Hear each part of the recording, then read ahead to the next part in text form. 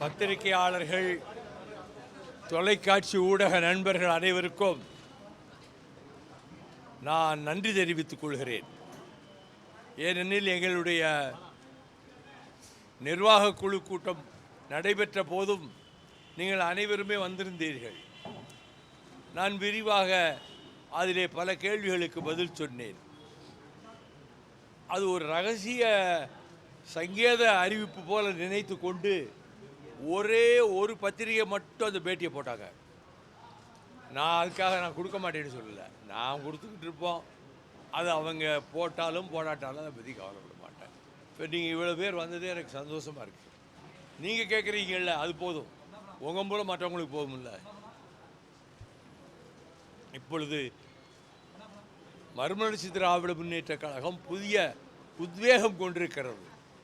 அது நிர்வாக குழுவிலேயே பேசுகிறவர்கள் அத்தனை பேரும் கட்சிக்கு ஒரு புத்துயிர் வந்திருக்கிறது, புது வலிவு வந்திருக்கிறது, நிறை பொலிவு வந்திருக்கிறது.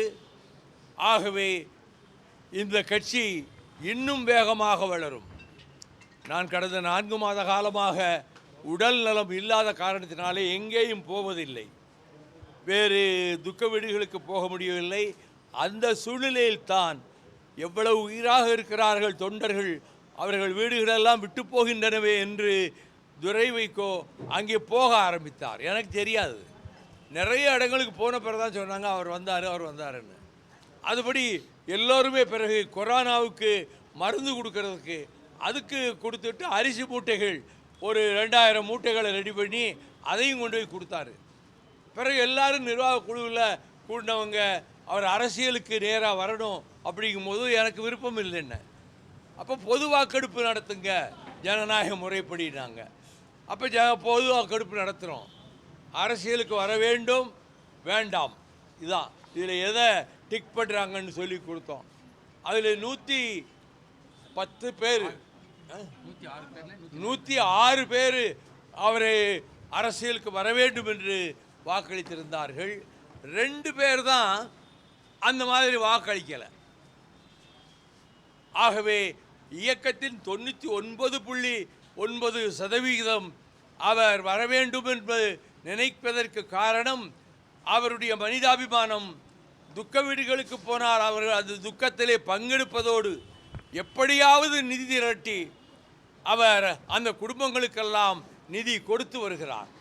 இங்கே நடைபெற்ற கூட்டத்திற்கு பொதுக்குழுவுக்கு தானே வந்தாங்க அவங்க 3 இளைஞர்கள், தொண்டர்படை இளைஞர்கள் வந்திருந்து மேடையிலே வந்திருந்தார்கள். நைட்டு இரவு 2 மணிக்கு மேலே புறப்பட்டு போய் மதுரையிலே அவங்க ஊர் பக்கத்தில் போகிறப்ப ஆக்சிடெண்ட் ஆகி 3 பேரும் இறந்து போகிறாங்க. அந்த 3 பேருடைய துக்கத்துக்கு மதுரைக்கு போய் அந்த வீடுகளுக்கெல்லாம் துக்கம் சொல்லிட்டு அவன் பிறகு விருப்பப்பட்டு கொடுக்குறவங்க நிதி கொடுங்க அப்படின்னு நாங்கள் டிக்கெட் புக் போடல, கட்டாய வசூல் நடத்தலை. இப்போ 52 லட்சம் நம்முடைய தோழர்கள் கொடுத்துருக்குறாங்க. எனக்கு ஆச்சரியமாக இருந்தது. வசதி இல்லாத குடும்பங்கள் தான், நடுத்தர குடும்பங்கள் எல்லாம் 1000, 2000, 5000, 10,000 அப்படியெல்லாம் நிறைய கொடுத்து அவங்களுக்கு மதுரையில் 8ஆம் தேதி அன்று கூட்டம் வச்சு அந்த 3 குடும்பங்களுக்கும் 3 பேரும் அருமையான இளைஞர்கள் என் கூடயே தான் இருப்பாங்க. அவங்களுக்கு அந்த 52 லட்சத்தையும் அந்த குடும்பங்களுக்கு பிரித்து கொடுத்தாச்சு. நாங்கள் இப்பொழுது திராவிட முன்னேற்ற கழகத்தின் தலைமையிலான இந்தியா கூட்டணி, தமிழ்நாட்டுக்கு திமுக தான் தலைமை, அந்த கூட்டணியிலே நாங்கள் அங்கம் வகிக்கிறோம். பெங்களூரிலும் மும்பையிலும் டெல்லியிலும் நடைபெற்ற கூட்டங்களில் நானே போய் கலந்து கொண்டேன். ஆக இந்தியா கூட்டணி வலுப்பெறும். இனி நாட்கள் இருக்கின்றன. அது ஒன்றுபட்டு நின்றால்தான் நாம் இந்த நரேந்திர மோடியினுடைய இந்துத்துவா கூட்டத்தை சாய்க்க முடியும் என்ற உணர்வோடு அவர்கள் அனைவரும் இப்பொழுது திரண்டு வந்து நம்முடைய அமைப்போடு, இந்தியா அமைப்போடு சேர வேண்டும் என்ற விருப்பத்திலே பலர் தூது விட்டு கொண்டிருக்கிறார்கள். ஆகவே தமிழ்நாட்டை பொறுத்தமட்டில் 2026 பற்றி எல்லா டிவியிலையும் பேச்சுவார்த்தை நடக்குது. மாலை நேர இனிய கச்சேரி அருமையாக நடக்குது எல்லா டிவியிலையும். ஒருவரை ஒருவர் சாடுவதும் அதில் வாடுவதும் பின்னர் திருப்பி அடிப்பதும் நல்ல சாயங்காலம் நல்ல பொழுது போகுது. அதனால தான் பொதுக்கூட்டங்களுக்கு வர்ற கூட்டம் பூரா நம்ம தான் வீட்டுக்குள்ளே இருந்து டிவியில் கேட்டு போகிறோமே, இது எதுக்கு மழையில் இதுலேயும் போய் நனைஞ்சிக்கிட்டு அங்கே போகணும்னு சொல்லி இந்த மாலை நேர நிகழ்ச்சிகள் எல்லா தொலைக்காட்சியும் நல்லா நடத்துகிறாங்க, விருப்பு வெறுப்பு இல்லாமல் நடத்துகிறாங்க. ஆனால் அதிலே மறுமலர்ச்சி திராவிட முன்னேற்ற கழகம் பதித்த முத்திரையை நான் உங்கள் மூலமாக சொல்லுகிறேன். இந்த மதுவிலக்குங்கிறதுக்கே உயிர் கொடுத்தது மறுமலர்ச்சி திராவிட முன்னேற்ற கழகம்தான். நாங்கள் இயக்கம் தொடங்கியவுடன் மே 27, 1994 3 கடல்கள் சங்கமிக்கின்ற தென்குமரி முனையிலே இருந்து வள்ளுவர் சிலையை பார்த்து வணக்கம் தெரிவித்துவிட்டு அந்த கடல் தண்ணீரை எடுத்து எங்கள் தலையிலே ஊற்றிக்கொண்டு நடக்க ஆரம்பித்த 52 நாட்கள், 1600 கிலோமீட்டர். அதிலே மிக முக்கியமாக சொன்னது நான், ஜாதி மோதல் எந்த ஊரிலையும் வரக்கூடாது, பள்ளி மாணவர்கள் கல்லூரி மாணவர்கள் மத்தியிலே ஜாதி எண்ணம் வரக்கூடாது. மிக முக்கியமானது, இந்த மதுவை ஒழிக்க வேண்டும். உங்கள் உடல் நலம் கெடும், சமுதாய நலம் கெடும், பெண்களுக்கு பாதுகாப்பு இருக்காது. ஆகவே இந்த மதுவிலக்கை நாம் திரும்பவும் தமிழ்நாடு பூராவிலும் அதை நிறைவேற்றுவதற்குரிய சூழ்நிலையை உருவாக்க வேண்டும் என்று சொல்லித்தான் நான் அந்த 1200 கிலோமீட்டர் முதல் சுற்றிலும் அதன் பிறகு 3 பகுதிகளாக பிரித்து 300 கிலோமீட்டர் 300 கிலோமீட்டர் என்று அதோடு 900 கிலோமீட்டரும் மதுவை மட்டும்தான் பேசினேன், வேறு எதுவும் பேசலை. அப்பொழுது பெண்கள் வயல் வெளிகளில் காடு கரைகளில் வேலை பார்த்து கொண்டிருக்கக்கூடிய ஏழை பெண்கள் நண்பகல் உச்சி வெயிலில் நாங்கள் நடந்து வருவதை பார்த்து அவர்கள் வெயிலே நின்றார்கள். யார் வீழ்த்த பிள்ளையோ இப்படி இந்த வேகாத வெயில் எப்படி வர்றாரேன்னு இந்த ஏழைகளுக்கு இறக்க சுபாவம் ரொம்ப அதிகம். அவங்க வர்றவங்களுக்கு நான் நல்ல ஆறுதலும் தேர்தலும் சொல்லி அனுப்பினேன். தமிழகம் பூராவிலும் சுற்றி வந்திருக்கிறேன். ஆகவே நடைபயணத்தின் மூலம் மக்களை சந்தித்து மது கூடாது, டாஸ்மாக் கடை கூடாது என்ற கருத்தை வலுப்படுத்திய போது பெண்கள் எல்லா ஊருக்கும் போங்க, எல்லா ஊர்லேயும் எல்லா வீட்டில் இருக்க பெண்கள் எங்களை மாதிரி தான் அழுதுகிட்டு இருக்காங்க, அங்கே மதுவிலக்கு இல்லைன்னா அந்த டாஸ்மாக் கடையினால் நாங்கள் அழிஞ்சே போயிடுவோம் அப்படின்னு சொல்லி போகிற வழியெல்லாம் தாய்மார்கள் வெயிலில் காத்திருந்தேனே வரவேற்றார்கள். எங்கேயும் நான் ஓட்டு கேட்கல, மதிமுகவை ஆதரிங்கன்னு எந்த இடத்துலையும் நான் சொல்லலை. உங்களுக்கு பிடித்தமான கட்சியை நீங்கள் ஆதரித்துக் கொள்ளுங்கள், ஆனால் உங்கள் குடும்பத்தை காப்பாற்றுவதற்கு இந்த மதுவை ஒழியுங்கள், டாஸ்மாக் கடைகளை ஒழியுங்கள். எங்கள் ஊரிலே ஆயிரக்கணக்கானவர்களை என்னுடைய தாயார் திரட்டி வைத்து கொண்டு சசி பெருமாள் இறந்த மறுநாள் அங்கே டாஸ்மாக் கடைக்கு முன்னாலே உண்ணாநிலை நோன்பு இருந்தார். இதை மத்தியானம் கேள்விப்பட்டு அவர்களுக்கு ஏற்கனவே சர்க்கரை நோயும் இரத்த அழுத்தமும் இருப்பதால் அப்பல்லோ ஆஸ்பத்திரியில் இனி ஒரு தடவை உண்ணாவிரதம் இருந்தால் உங்கள் அம்மா உயிருக்கு உத்தரவாதம் இல்லைன்னு என்கிட்ட சொல்லியிருந்தாங்க. அதனால் உண்ணாவிரதம் இருக்கக்கூடாதுன்னு சொல்லியிருந்தேன். பாலச்சந்திரன் மறைவுக்காக தலைவர் பிரபாகரன் மகன் பாலச்சந்திரனை ஈவிரக்கமின்றி சுட்டு கொண்டதற்காக பாலச்சந்திரன் படத்தை வச்சு ஒரு 1000 பெண்களை திரட்டி அதற்கு 3 மாதத்துக்கு முன்னாடி தான் உண்ணாவிரதம் இருந்தாங்க. பிறகு உடம்பு சரியில்லாமல் போச்சு. பிறகு இந்த மதுவை எதிர்த்து அவர்கள் இருந்த உண்ணாவிரதத்தின் காரணமாக அவர்கள் உடல் நலம் பெரிதும் கெட்டு இனிமேல் காப்பாற்ற முடியாது என்ற நிலையில் டாக்டர்கள் நாங்கள் சொல்லியும் உங்கள் அம்மா கேட்கலையே அப்படின்னாங்க. நான் அம்மாட்ட ஒன்றும் சொல்ல முடியலை. அதற்கு பிறகு சில நாட்களிலேயே இறந்து போனார்கள். ஆக எங்கள் குடும்பத்திலே அது ஒரு சாவு, என் தாயாரின் சாவு, இந்த மதுவிலக்குக்காகவே கொடுத்த சாவு. அடுத்தது நியூட்ரினோ, அந்த மோசமான அந்த ஆலையை நியூட்ரினோ திட்டத்தை அம்பரப்பர் மலையிலே தேனி மாவட்டத்திலே மத்திய அரசு நடத்த துடிக்கிறது. 2,50,000 கோடி அதுக்கு ஒதுக்கீடு செய்கிறார்கள். அது கூடாது என்று ஊராக போய் பிரச்சாரம் செய்தேன். பிறகு நடைபயணம் போனேன். தளபதி நம்முடைய முதலமைச்சர் தமிழகத்தின் பெருமையை நானிலத்துக்கெல்லாம் எடுத்து சொல்லிவிட்டு வந்திருக்கின்ற நம்முடைய முதலமைச்சர், அவர் இந்தியா கூட்டணிக்கு தமிழ்நாட்டிலே தலைவர், அருமை சகோதரர் தளபதி ஸ்டாலின் அவர்கள் இந்த நிலை உணர்வுகளை மதித்து அவர்கள் நியூட்ரினோ போராட்டத்துக்கு அவரும் நெடுமாறன் வந்து என்கிட்ட புலிவில் கயல் கொடியை கொடுத்தாங்க. கட்சி கொடி கொண்டு போகலை நான் எங்கேயும், எந்த இடத்துக்கும். அந்த தஞ்சை தரணி பூராவிலும் நான் ஊராக போனேன், பகலே ராத்திரியும். ஒரு ஊரில் கூட எங்கள் கொடி கிடையாது, கட்டக்கூடாது, வரவேற்புக்கு கட்டக்கூடாது.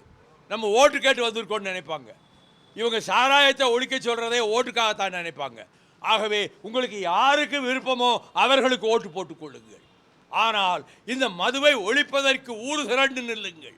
உங்கள் குழந்தைகளை பாதுகாக்க, நம்முடைய பெண்களினுடைய தன்மானத்தை பாதுகாக்க இந்த மதுக்கடைகளை, அது மட்டுமல்ல இந்த மதுவை அருந்துகிறவர்கள் நோய்வாய்ப்பட்டு இறக்கிறதையும் பார்க்கிறோம். பேசிக்கொண்டே இருக்கிறார்கள் மதுக்கடையிலே நண்பர்கள்.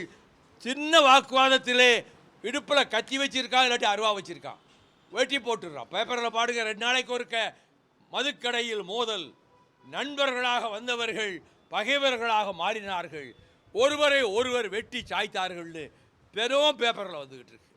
இந்த சந்தர்ப்பத்தில் தான் நாங்கள் எங்கள் ஊர் டாஸ்மாக் கடையை அகற்ற வேண்டும் என்று என் தம்பி வைரவிச்சந்திரன் அவன் ஊராட்சி மன்ற தலைவர் என்ற முறையிலே தீர்மானம் போட்டு அதை மூட வேண்டும் என்று சொன்னபோது அதிகார வர்க்கம் அது மூட முடியாது, கவர்மெண்ட் திறந்ததுன்னாங்க. உள்ளூர் மக்கள் ஊராட்சியிலே தீர்மானம் போட்டிருக்கோம், அதனால் நாங்கள் மூடுவோம். சசிபெருமாள் இறந்த மறுநாள் தமிழ்நாடு பூரா உண்ணாவிரதம் இருக்க நான் சொன்னதை வச்சுக்கிட்டு என்னுடைய தாயார் எங்கள் கிராமத்து பெண்கள் 500 பேரை அழைத்து கொண்டு டாஸ்மாக் கடைக்கு முன்னாலே போய் உண்ணாவிரதம் இருந்தார்.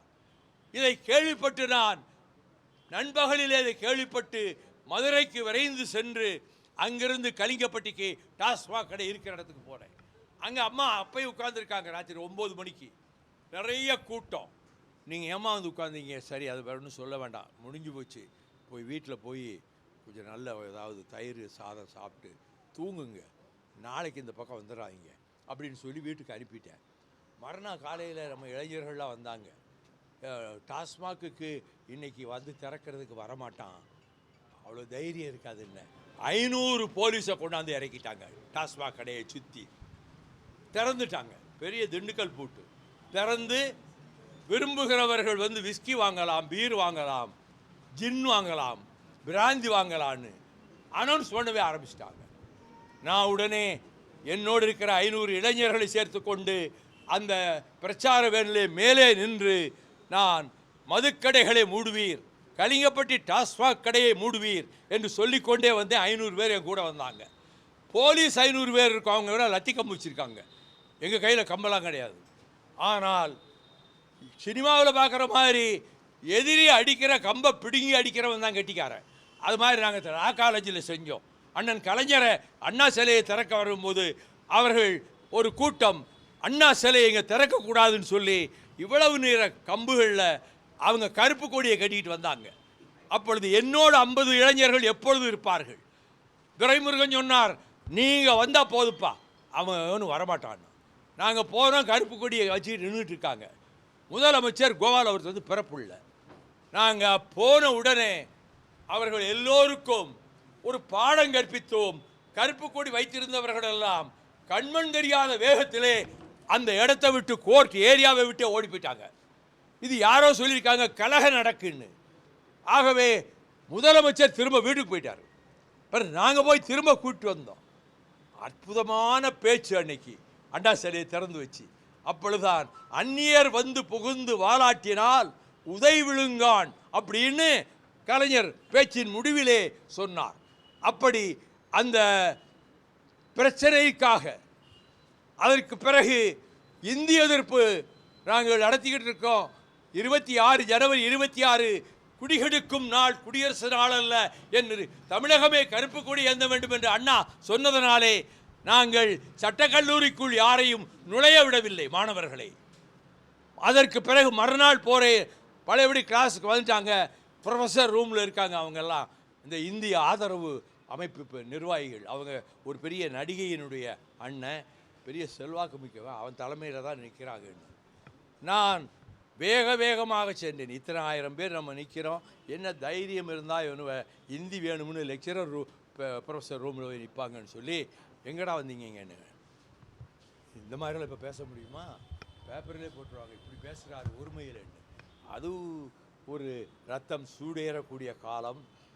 நான் கிராமத்திலேருந்து வந்தவன், எதுக்குறதுன்னு அடிதடினாலும் அதுக்கு பதில் சொல்லி நிற்கிறவன். நான் உள்ளே போன உடனே எதுக்குடா நேற்று அங்கே வந்து இது போட்டிங்க? ஏன்னா என் கூட வந்தவங்க ஒரு 13 பேர் மண்டை உடஞ்சிருச்சு போலீஸ் அடித்ததில். லெஃப்ட் ரைட்டுன்னு போட்டு வந்த உடனே அந்த மண்டபத்துக்குள்ளே இருந்தவங்கெல்லாம் குடும்பத்தோடு வந்தவங்க அவங்க எந்திரிச்சு வெளியே போயிட்டாங்க. சரி, நமக்கு நல்ல பாதுகாப்பு அப்படின்னு நாங்கள் மேடையில் ஏறி நிற்கிறோம், கோஷம் போட்டுட்டு நிற்கிறோம். சார்ஜினார் அந்த எஸ்பி. துரைமுருகன் சொன்னார், போலீஸ் சீட்டையெல்லாம் சொல்லியாச்சு, பொதுப்பணித்துறை அமைச்சர் கலைஞர் மூலமே சொல்லியாச்சு, ஒருத்தர் போலீஸ்கிட்ட வரமாட்டான், நீங்கள் தாராளமாக செய்கிறது செய்யுங்கன்னு என் அருமை சகோதரர் துரைமுருகன், இப்போ அவர் பொதுச் செயலாளர், அது சொல்லிட்டார். மேலே ஏறின போலீஸை வளைச்சி பிடிச்சி அடித்தாங்க பாருங்க. இதில் எல்லாருக்கும் மண்டை உடஞ்சி முதுகு உடஞ்சி, துரைமுருகனுக்கு அகலமான முதுகில் நிறைய அடி விழுந்தது. நான் அடி வாங்கலை, நான் துண்டை குதிச்சுட்டாங்க அந்த பக்கம். ராத்திரி போய் ராயப்பேட்டை ஹாஸ்பிட்டலில் பார்க்குறேன், எல்லாம் பெட்டில் கிடக்காங்க. என் கூட எப்போ இருக்கிறவங்க எல்லாம் மண்டை உடஞ்சி தோள்பட்டை உடஞ்சி இருக்கிறாங்க. ஆகையினால் இவ்வளவும் செய்து சட்டக்கல்லூரி நண்பர்களுக்கு அடியும் வாங்கி கொடுத்துட்டு இப்போ இங்கே வந்து இந்த காலேஜில் ப்ரொஃபஸர் ரூமில் இருந்துக்கிட்டு பையங்களை காலேஜுக்கு போக சொல்கிறீங்களா அப்படின்னு சொன்னேன். அவங்க பேசாமல் நின்னாங்க. அதன் பிறகு என்ன நடந்தது என்பதை இப்பொழுது நான் சொன்னால், இப்படிப்பட்ட ஒரு வம்பு தும்புக்கு போகிற ஆளாய்வரே அதனால் மக்கள் ஓட்டு போட மாட்டாங்க போலுக்கு அப்படின்னு நினச்சிடக்கூடாது. 2 நிமிடத்தில் பறந்துட்டாங்க. அந்த லெக்சரர் ரூமில் இருந்த அந்த இந்தியை கொண்டு வந்து போட்ட ஆட்கள் எங்கே ஊரை அந்த காம்பவுண்டை விட்டே போயிட்டாங்க. எவனாவது அதற்கு மீறி உள்ளே வந்தால், காம்பவுண்டுக்கு உள்ளே வந்து கிளாஸ் ரூமுக்கு போனீங்கன்னா, நாங்கள் இந்திய எதிர்ப்பு போராட்டத்திலே இறந்து போன தியாகிகளை நினைத்து நாங்கள் வந்திருக்கிறோம், அடி தப்பாது, ஒருவனும் நீங்கள் தப்ப முடியாது என்று சொன்னவுடன் அப்படி உள்ளே போக வேண்டும் என்று வந்தவர்கள் பின்னங்கால் பிடரியில் அடிபட ஓடினார்கள். ஆக மதுவை எதிர்த்து கல்லூரி மாணவனாக நான் போராட்ட களங்களிலே கலந்து கொண்ட காலத்திலும் சரி, அண்ணா சிலையை திறக்கக்கூடாது என்ற போதும் சரி, நான் அதை தடுப்பதற்கு ஒரு படையோடு எல்லா இடத்திலும் வந்து கொண்டிருந்தேன். பின்னர் இது பிரச்சனையான பிறகுதான் கன்னியாகுமரியிலே இருந்து சென்னை வரை பல மாவட்டங்களை சுற்றி கொண்டு நடைபயணமாக வந்தேன். மீண்டும் 3 முறை நடைபயணம் மதுவிலக்குக்காக. ஏராளமான தாய்மார்கள் என்னை வாழ்த்தினார்கள். ஒரு நாளைக்கு சராசரி 25 30 கிலோமீட்டர் நானும் தோழர்களும் நடந்தோம். அப்போ எல்லாரும் சொன்னாங்க, பொதுச் செயலாளர் வேகத்துக்கு நம்ம நடக்க முடியலையேன்னு. உந்து சக்தி எனக்கு இருந்ததுனால நான் அவர்களை விட வேகமாக நடக்க முடிந்தது. இதற்கு பிறகு நியூட்ரினோவை கொண்டு வரக்கூடாது என்று பெரியார் இன்னைக்கு ஆமாம் தெரியும். பெரியாரே வந்து கள்ளுக்கடை மறியலுக்கு அவர் வீட்டில் கண்ணம்மாவும் நாகம்மாவும் வந்து இருந்தாங்க. அவர் அதை எதிர்த்து தான் ஆரம்ப காலத்திலே போராட்டம் நடத்தினார். இப்பொழுது நியூட்ரினோவை எதிர்த்து நாங்கள் போராட்டம் நடத்துகிற போது நான் ஹைகோர்ட்டில் கேஸ் போட்டேன். ஹைகோர்ட்டில் ஸ்டே கொடுத்துட்டாங்க. 1500 கோடி ரூபாய் செலவழிச்சிருக்காங்க. அவர் நரேந்திர மோடி இதை திறந்தே தீர்வேங்கிறாரு. நான் தொடர்ந்து போராடிக்கிட்டு இருக்க 4 வருஷமாக திறக்க முடியலை. இதை எல்லாவற்றையும் என்னுடைய பேச்சாளர்கள், எங்கள் கட்சி பேச்சாளர்கள் கூட அதிகமாக பேசுறதில்லை. சுய விளம்பரம்னு ஆயிரும்னு நாங்கள் செய்த சாதனைகளையே இவங்க சொல்கிறது கிடையாது. பத்திரிகையாளர்களுக்கு சொல்கிறேன், மதுவை எதிர்த்து தமிழகம் பூராவிலும் போராட்டம் நடத்தியவன், நடையாக நடந்தவன் நான். என் தாயார் இறந்து போனதும் அந்த போராட்டத்திலே கலந்து கொண்டதனால்தான்.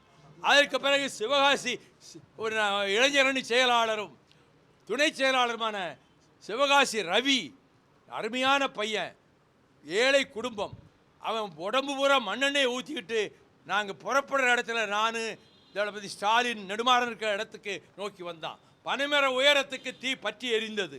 அப்பொழுது அவனை அப்பல்லோ ஹாஸ்பிட்டலுக்கு கொண்டு போனோம். நான், பூமிநாதன், சின்ன செல்லம் எல்லாரும். கண்ணெல்லாம் தெரிஞ்சது, முகம் வெகுந்து போகலை. ஏன்பா இப்படி செஞ்ச? உன் பொண்டாட்டி 2 பிள்ளைகளும் தெருவில் நின்று அழுகிறாங்களே, இப்படி ஏன் செஞ்சேனாங்க? நீங்கள் செய்கிற போராட்டங்கள், மதிமுக போராட்டங்கள் எந்த பேப்பர்லையும் போட மாட்டேங்கிறான். நீங்கள் இவ்வளவு கஷ்டப்பட்டு இன்னொரு 7 நாள் நடக்க போகிறீங்க, அதையும் போட மாட்டாங்க. நான் தீ குளிச்சா அதை கண்டிப்பாக போடுவாங்க அப்படிங்கிறதுனால நான் தீ குளிச்சேன்னு சொல்கிறான். 3ஆம் நாள் இறந்து போனான். அப்போலாம் சேர்த்துருந்தோம். அவனை கொண்டு போய் அந்த ஊர் சுடுகாட்டில் எரிச்சிட்டு தான் வந்தோம். இத்தனை வரலாறும் மதுவிலக்கை பொறுத்தமட்டிலே மறுமலர்ச்சி திராவிட முன்னேற்ற கழகம் ஊர் ஊருக்கு உண்ணாவிரதம், ஊர் ஊருக்கு நடைபயணம் என்று செய்தோம். ஆகவே மது கூடாது என்பதிலே நாங்கள் உறுதியாக இருக்கிறோம். ஒரு பெரும் போராட்டத்தை நெடுகிலும் நடத்தி வந்திருக்கிறோம். இப்பொழுது நாங்கள் போகிற கூட்டங்களில் அந்த மதுவை பற்றி சொல்லுகிறேன். ஒரு அருமையான பாடலை, பாட்டு போட்டியிலே முதல் பரிசு பெற்ற ஒரு பெண் திருவனந்தபுரத்தில், ஒரு அருமையான பாடல், புலமை பித்தன் எழுதியது. அதைத்தான் அந்த பாட்டாக போடுவோம் நடைபயணத்தில். அப்படியே அழுக வந்துடும் அந்த பாட்டை கேட்டாலே. அப்படி தமிழ்நாடு பூரா அந்த பாட்டை போட்டுக்கிட்டே நடந்தோம். எங்களுக்கு இப்பொழுது இருக்கக்கூடிய கவலை, எல்லாருக்கும் ஆர்வம் வந்துருச்சு. பல கட்சிகள் இன்றைக்கு அதில் தீவிரமாக இருக்கிறார்கள். ரொம்ப சந்தோஷம். சகோதரர் திருமாவளவன் அதற்காகவே அவர் ஒரு மாநாடு போல ஒரு கூட்டத்தை ஏற்பாடு செய்தார். அவர் இந்த முயற்சியிலே எங்கள் ஊரில் கலிங்கப்பட்டியில் கலவரம் நடக்கும்போது அங்கேயே வந்துட்டார் திருமாவளவன். ஆகவே இந்த மதுவிலக்குக்கு பத்திரிகையாளர்களும் தொலைக்காட்சி ஊடகங்களும் ஆதரவு தர வேண்டும். நான் என்னதான் பேசினாலும் உங்கள் மூலம் போனால் அது லட்சக்கணக்கான மக்களுக்கு, கோடிக்கணக்கான மக்களுக்கு அது போய் சேரும் என்பதனாலே உங்களை இந்த நேரத்தில் எத்தனையோ அரசியல் பிரச்சனைகள், கூட்டணி பிரச்சனைகள், தேர்தல் பிரச்சனைகள், அதெல்லாம் இப்போ பேச வேண்டாம். நான் சொன்னதில் கொஞ்சத்தையாவது எடுத்து உங்கள் பத்திரிகையில், உங்கள் டிவியில் இன்று தந்தை பெரியாரினுடைய நினைவு பிறந்த நாள் செப்டம்பர் 17, 146 116வது பிறந்த நாள் அண்ணாவுக்கு. இந்த 15ல் இது 146வது பிறந்த நாள் அறிவாசான் தந்தை பெரியார் அவர்களுக்கு. தென்னை மரங்கள் 500 மரங்கள் அவங்க தோப்பில் வெட்ட சொன்னார், இந்த கள்ளுக்கடையை ஒழிக்கணும்னு. எவ்வளவோ போராட்டங்கள், நடைபயணங்கள், உயிரிழப்புகள் எல்லாம் நடந்தும் மதுவிலக்கு இன்னமும் நடைமுறைக்கு வரல. இதுக்கு தீர்வு உண்டா இல்லையா? நீங்கள் முதல்ல தீர்வு என்ன, எவ்வளோ பேர் வந்தாங்க, யார் யார் உண்மையாக போராடினாங்கன்னு எழுதுங்க. எல்லா கட்சிகளுக்கும் அதில் உடன்பாடு இருக்குங்கிற. நீங்கள் எழுதலையே, உங்கள் பேப்பரில் வரலையே. நான் இவ்வளவு சத்தம் போட்டு சொல்லியும் 2 வரி போட மனசு இல்லாதவங்க திரும்ப வந்து ஒரு குறுக்கு கேள்வி கேட்கணும். மது ஒழிப்பு விவகாரத்தில் மு.க. ஸ்டாலினும் திருமாவளவனும் நாடகம் ஆடுகிறார் அப்படின்னு எல்முருகன் தெரிவிக்கிறார். என்ன நீங்க பாருங்க. எல்முருகன் முகத்துக்கு பூரா இது போட்டுக்கிட்டு எங்கேயாவது நாடகத்தில் எடுத்து நடிச்சிருப்பார், அங்கே சொல்லியிருப்பார். ஐயா, பெரியாரோட பிறந்தநாள் இன்னைக்கு. பெரியார் வந்து தமிழ் மொழியை வந்து நிறைய இழிவுபடுத்தியிருக்காருன்னு. சும்மா இருங்க, நான் சொன்ன இந்த மதுவை பற்றி மட்டும் போதும். ஆட்சியில் பங்கு, அதிகாரத்தில் பங்கு, அதிலெல்லாம் நான் தலையிடலை.